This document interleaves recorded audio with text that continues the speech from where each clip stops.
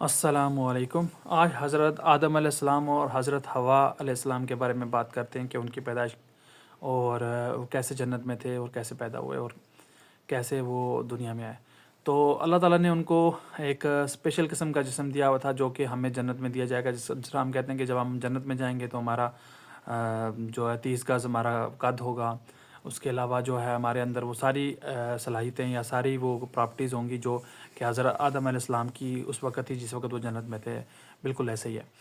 اور حضرت آدم علیہ السلام کے بارے میں اللہ تعالیٰ کہتے ہیں کہ اللہ تعالیٰ نے ان کو چھوٹ دی ہوئی تھی کہ جہاں سے مرضی ہے کھاؤ پیو اور جنت میں رہو۔ اور جنت کے اندر آپ کو پتہ ہے پخانہ پیشاب فضلہ وغیرہ اس طرح کی کوئی چیز نہیں ہوتی، وہاں پہ جو کھاتے ہیں وہ ہضم ہو جاتا ہے۔ حضرت آدم علیہ السلام کو بالکل ویسا ہی جسم دیا، یعنی کہ آدم علیہ السلام یعنی کہ جو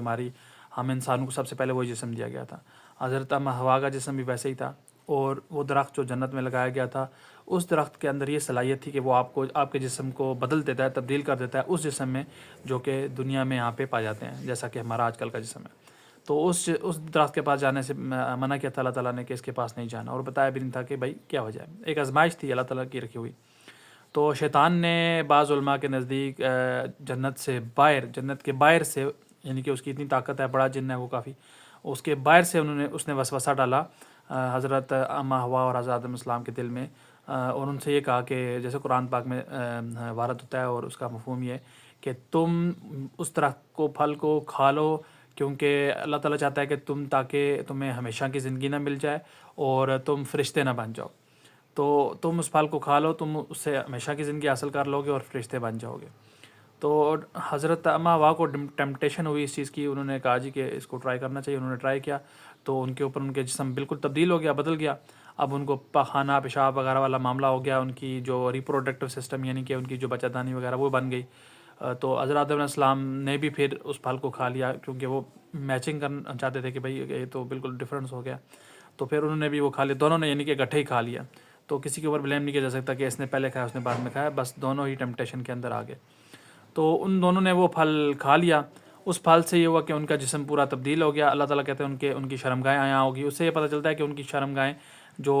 نارمل تو تھی، جو مباشرت میں استعمال ہوتا ہے وغیرہ وہ تو تھی، لیکن جو پیشاب وغیرہ سے ریلیٹڈ، ایک منٹ، جو پیشاب وغیرہ سے ریلیٹڈ، اچھا بیٹا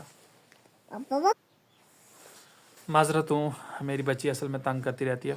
تو میں یہ کہہ رہا تھا کہ ان کے جسم بالکل تبدیل ہو گئے، اور ان کے اب ان کو جو ہے پخانہ وغیرہ آنے لگا، تو جنت میں تو اس چیز کی اب الاؤنس نہیں تھی کہ وہ جنت میں اس طرح کا کام ہو سکے، تو اور وہاں پہ اب کھانا ہضم ہونے لگ گیا ان کو، اور ان کے ریپروڈکٹیو سسٹم اور ڈائجسٹو سسٹم بالکل بدل گئے، جو کہ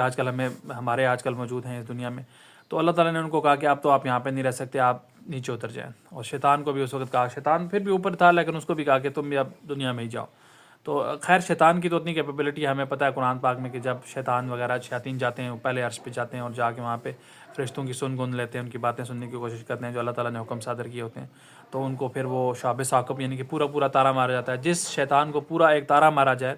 تو وہ کتنا بڑا شیطان ہوگا، اور جو جن کی آسمانوں میں وسعت ہے، جیسے کہ قرآن پاک میں ان کا بھی ذکر ہے، غوطے لگانے والے، زنجیروں والے، اور اس کے اتنے طاقتور بھی ہیں کہ زنجیروں میں جکڑے ہوئے اللہ تعالیٰ نے، اور حضرت سلیمان علیہ السلام کے لیے وہ کام کرنے والے مختلف قسم کے جن کے ذکر ہے، اور حدیثوں میں بھی آتا ہے کہ ایک غوطہ لگانے والے ہوتے ہیں، ایک پروں والے اڑنے والے ہوتے ہیں، اور ایک حقیر قسم کے یعنی کہ چھوٹے قسم کے جنات ہوتے ہیں۔ تو شیطان جو ہے وہ تو بہت اسٹرانگ قسم کا اڑنے والا اور آسمانوں میں جانے والا شیطان ہے، تو وہ اس کے لیے آسمانوں پہ جانا، ایون اس سے پہلے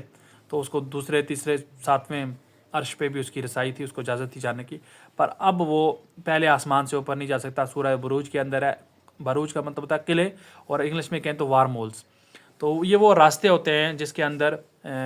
جو فرشتے ہیں وہ بہت جلدی سے ٹریول کرتے ہیں، کیونکہ وہ نوری مخلوق ہے تو وہ انرجی میں کنورٹ ہو کے اگر وارم ہول سے گزر بھی جائے تو ان کو کوئی فرق نہیں پڑتا۔